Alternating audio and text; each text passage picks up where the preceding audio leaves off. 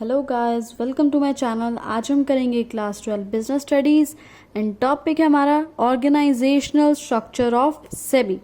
सो देखते हैं सेबी के ऑर्गेनाइजेशन स्ट्रक्चर के बारे में। एक बात बताऊं गाइस मैं आपको कि इस चैनल में हम जितने भी वीडियोस करेंगे वो सभी एनसीईआरटी की बुक्स में से करेंगे। एनसीईआरटी की बुक्स में आपको लाइन टू लाइन एक्सप्लेन करती रहूँगी।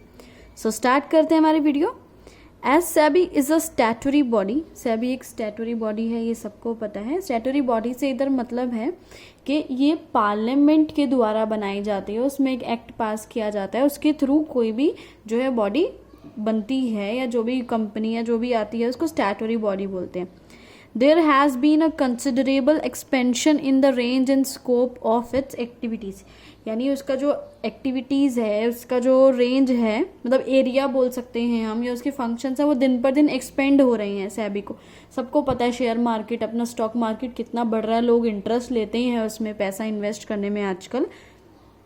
Each of the activities of SEBI now demands more careful, closer, coordinated and intensive attention to enable it to attain its objectives। अब क्या ज़रूरत आन पड़ी है कि सेबी के जितने भी फंक्शंस हैं उसको क्लोजली और ज़्यादा केयरफुल तरीके से, ज़्यादा कोऑर्डिनेट तरीके से उनको देखा जाए, उनको बहुत ज़्यादा अटेंशन मिले। ऐसा क्यों? उसका रीज़न क्या है? क्यों? क्योंकि सेबी जो है बहुत बड़ा होता जा रहा है, एक्सपेंड हो रहा है, बहुत सारे लोग उसमें पैसा इन्वेस्ट कर रहे हैं। अगर उसको ढंग से जो है रेगुलेट नहीं किया जाएगा, कंट्रोल नहीं किया जाएगा, तो लोगों के साथ फ्रॉड होने के चांसेस हैं। Accordingly, SEBI has been restructured and rationalized in tune with its expanded scope। So, जिसकी वजह से कि जो उसमें इतना एक्सपेंशन हो रहा है, इतना बढ़ रहा है, ग्रो कर रहा है, उसकी वजह से उसको रीस्ट्रक्चर यानी उसका स्ट्रक्चर दोबारा से चेंज किया गया।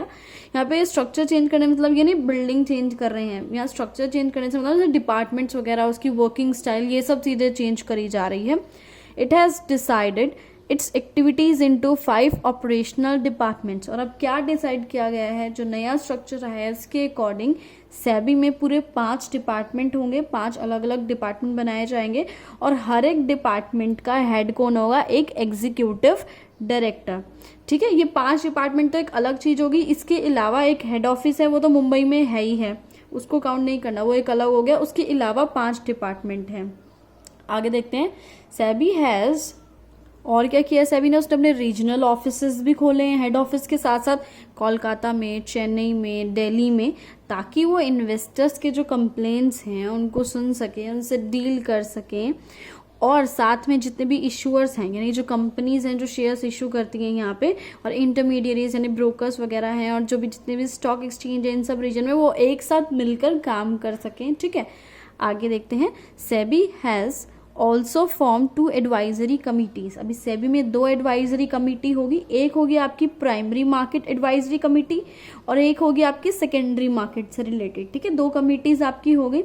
These committees consist of the market players. और इन कमिटीज में कौन कौन लोग इन्वॉल्व होंगे? मार्केट प्लेयर्स, ठीक है, इन्वेस्टर्स यानी जो लोग पैसा इन्वेस्ट करते हैं, द इन्वेस्टर्स एसोसिएशन, उनकी एक एसोसिएशन होगी। ठीक है, और ये जो आपके इन्वेस्टर की एसोसिएशन है ये सेबी में रिकॉग्नाइज्ड होगी, यानी पहले रजिस्टर्ड होगी सेबी से, तब जाके ये ज्वाइन करेगी इसको।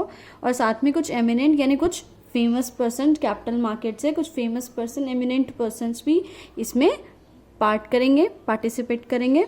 ठीक है, आगे देखते हैं इसके ऑब्जेक्टिव्स के बारे में। ये जो 2 कमिटीज हमने ऊपर पढ़ी अभी, प्राइमरी मार्केट और सेकेंडरी मार्केट से रिलेटेड, उनके क्या ऑब्जेक्टिव्स हैं, वो क्या करती हैं? ये क्या करती हैं? To advise SEBI on matters relating to the regulation of intermediaries. यानी इंटरमीडिएरीज आपके जो ब्रोकर्स वगैरह हो गए, मर्चेंट बैंकर्स हो गए, इन सबको रेगुलेट करना। ठीक है, इस चीज को लेके सेबी को जाके एडवाइस देगी, भाई तुम ऐसे ऐसे इसको रेगुलेट कर सकते हो, इन पर ध्यान दे सकते हो, ताकि जो है आपका इन्वेस्टर प्रोडक्शन यानी आपका जो इन्वेस्टर है उसका पैसे की प्रोडक्शन रहे, है ना, उसका पैसा सेफ रहे, फ्रॉड ना कर पाए ये इंटरमीडिएरीज। और देखते हैं और क्या एडवाइस देती हैं ये कमिटीज।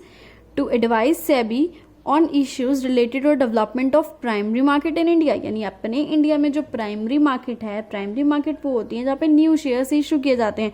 सो उस मार्केट को कैसे डेवलप करना है, इस चीज़ की एडवाइस भी देगी जाके सेबी को। और देखते हैं सेबी को क्या एडवाइस देती है। On disclosure requirements for companies, यानी कंपनीज को क्या क्या इन्फॉर्मेशन डिस्क्लोज करनी है, यानी सामने लानी है, कौन कौन सी इन्फॉर्मेशन बतानी है ठीक है। इन सब चीज़ों को लेके भी एडवाइस करेगी, जैसे कंपनी की परफॉर्मेंस वगैरह, उसके आगे फ्यूचर प्लान्स या जो भी है। To advice for changes in legal framework to introduce simplification. अभी लीगल फ्रेमवर्क यानी जिस जैसे गाइडलाइंस होती है ना कि कोई प्रोसीजर बता दिया कि इसी तरह से कोई भी काम होगा, स्टॉक मार्केट में अगर कोई भी काम होगा तो उस चीज़ को लेके भी एडवाइस करती है, लीगल एडवाइस देती है, ताकि सारा काम जो है सिंप्लीफाई हो जाए, आसान हो जाए। क्योंकि बहुत ज़्यादा कॉम्प्लिकेटेड प्रोसीजर होगा तो लोग बचेंगे, है ना, उस चीज़ से, उसमें पार्टिसिपेट नहीं करेंगे, इंटरेस्ट नहीं लेंगे।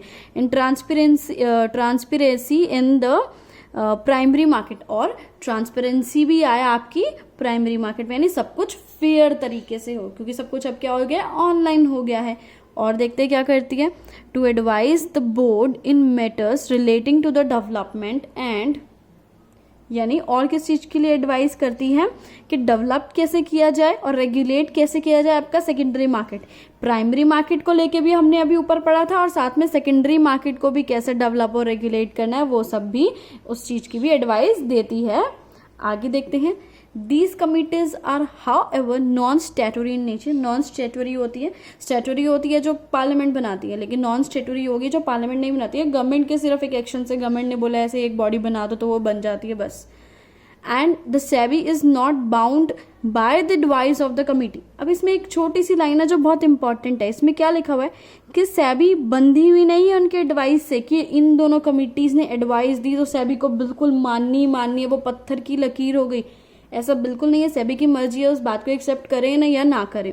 These committees are a part of SEBI's constant endeavor to obtain a feedback from the market players on various issues relating to regulations and development of the market।